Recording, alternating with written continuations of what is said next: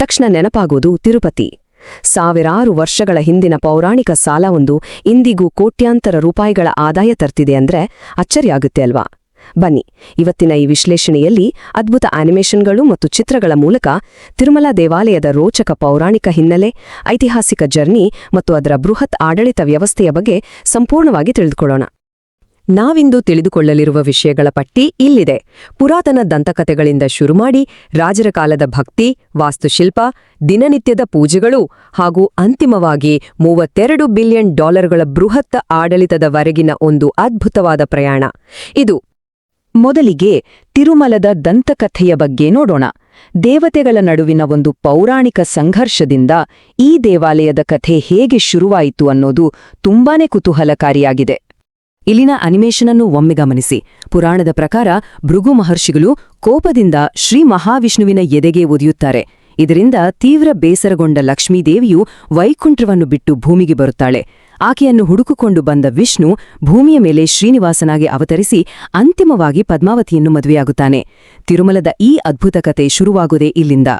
ಇಲ್ಲಿ ನಿಜಕ್ಕೂ ಆಶ್ಚರ್ಯಪಡುವಂತಹ ವಿಷಯ ಏನಪ್ಪಾ ಅಂದ್ರೆ, ಶ್ರೀನಿವಾಸನು ತನ್ನ ಮದುವೆಗಾಗಿ ಕುಬೇರನಿಂದ ಅಪಾರ ಪ್ರಮಾಣದ ಹಣವನ್ನು ಸಾಲವಾಗಿ ಪಡೆಯುತ್ತಾನೆ.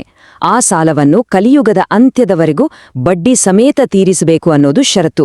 ಹಾಗಾಗಿಯೇ ಇಂದಿಗೂ ಭಕ್ತರು ನೀಡುವ ಕೋಟ್ಯಾಂತರ ರೂಪಾಯಿ ಕಾಣಿಕೆ ಹಾಗೂ 3,000 ಕೆಜಿಗೂ ಅಧಿಕ ಚಿನ್ನ ಆ ದೇವರ ಮದುವೆಯ ಸಾಲವನ್ನು ತೀರಿಸುವುದಕ್ಕಂತಾನೇ ನಂಬಲಾಗಿದೆ.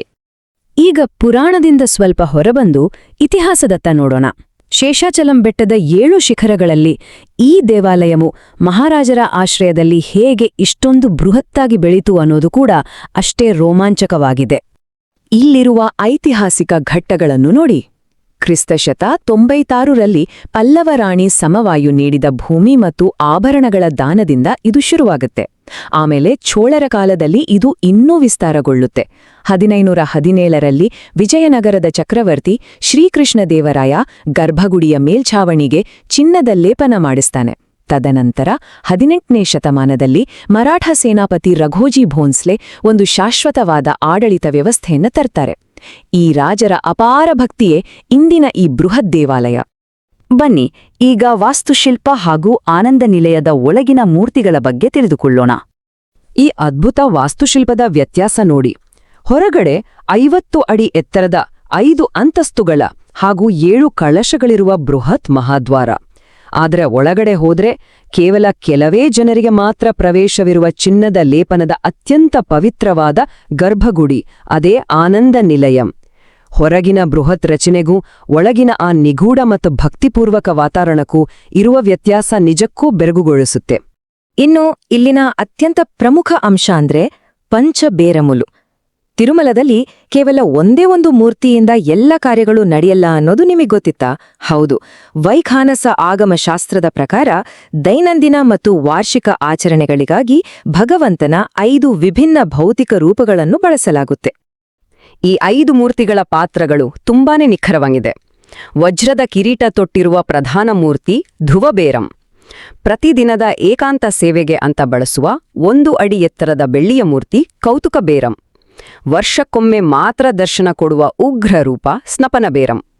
ಉತ್ಸವಗಳ ಮೆರವಣಿಗೆಗೆ ಬರುವ ಉತ್ಸವ ಬೇರಂ.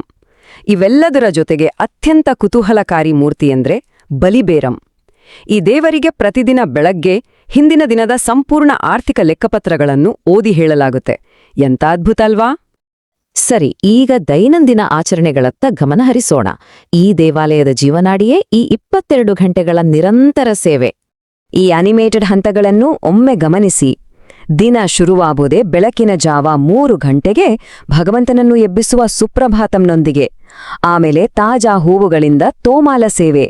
ದಿನವಿಡೀ ಲಕ್ಷಾಂತರ ಭಕ್ತರಿಗೆ ದರ್ಶನ ಮತ್ತು ನಿರಂತರ ಅರ್ಚನೆ. ಕೊನೆಗೆ ಮಧ್ಯರಾತ್ರಿ 1 ಗಂಟೆಗೆ ದೇವರಿಗೆ ವಿಶ್ರಾಂತಿ ನೀಡುವ ಏಕಾಂತ ಸೇವೆ. ಕೇವಲ 2 ಗಂಟೆಗಳ ಬಿಡುವು.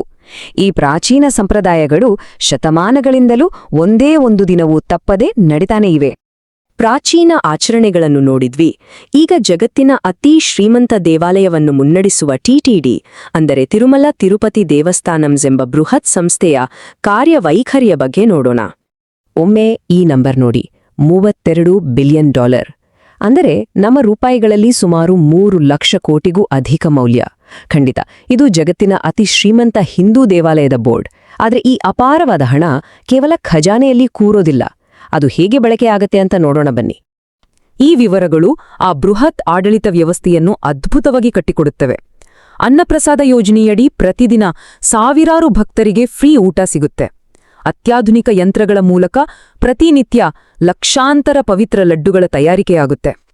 ಇನ್ನು ಭಕ್ತರು ಅರ್ಪಿಸುವ ಕೂದಲಿನ ಹರಾಜಿನಿಂದಲೇ ವರ್ಷಕ್ಕೆ 100 ಕೋಟಿ ರೂಪಾಯಿಗಳ ಆದಾಯ ಬರುತ್ತೆ. ಇದಲ್ಲದೆ ಟಿಟಿಡಿ ದೊಡ್ಡ ದೊಡ್ಡ ಆಸ್ಪತ್ರೆಗಳು, ಶಿಕ್ಷಣ ಸಂಸ್ಥೆಗಳು ಹಾಗೂ ಗೋಶಾಲೆಗಳನ್ನು ನಡೆಸುತ್ತಾ ಅಪಾರ ಸಮಾಜಮುಖಿ ಕೆಲಸಗಳನ್ನು ಮಾಡುತ್ತಿದೆ. ನಾವು ಈ ವಿಶ್ಲೇಷಣೆಯ ಕೊನೆಗೆ ಬಂದಿದ್ದೇವೆ. ಒಮ್ಮೆ ಯೋಚಿಸಿ, ಕ್ರಿಸ್ತಶಕ 3ನೇ ಶತಮಾನದಲ್ಲಿ ಶುರುವಾದ ಒಂದು ಪ್ರಾಚೀನ ಶ್ರದ್ಧಾ ಕೇಂದ್ರವು ಇಂದು $32 ಬಿಲಿಯನ್ ಬೃಹತ್ ಆಧುನಿಕ ಲಾಜಿಸ್ಟಿಕ್ಸ್ನೊಂದಿಗೆ ಇಷ್ಟೊಂದು ಪರಿಪೂರ್ಣವಾಗಿ ಹೇಗೆ ಸಮತೋಲನ ಕಾಯ್ದುಕೊಂಡಿದೆ? ಪುರಾಣ, ಭಕ್ತಿ ಮತ್ತು ಆಧುನಿಕ ಆಡಳಿತದ ಈ ಅದ್ಭುತ ಸಂಗಮವೇ ತಿರುಮಲದ ನಿಜವಾದ ವೈಶಿಷ್ಟ್ಯ. ಇಂತಹ ಅದ್ಭುತ ಪರಂಪರೆ ಮತ್ತು ಬೃಹತ್ ವ್ಯವಸ್ಥೆಯ ಸಮಾಗಮವು ಮುಂದಿನ ಪೀಳಿಗೆಗೆ ಯಾವ ಪಾಠವನ್ನು ಕಲಿಸಬಹುದು?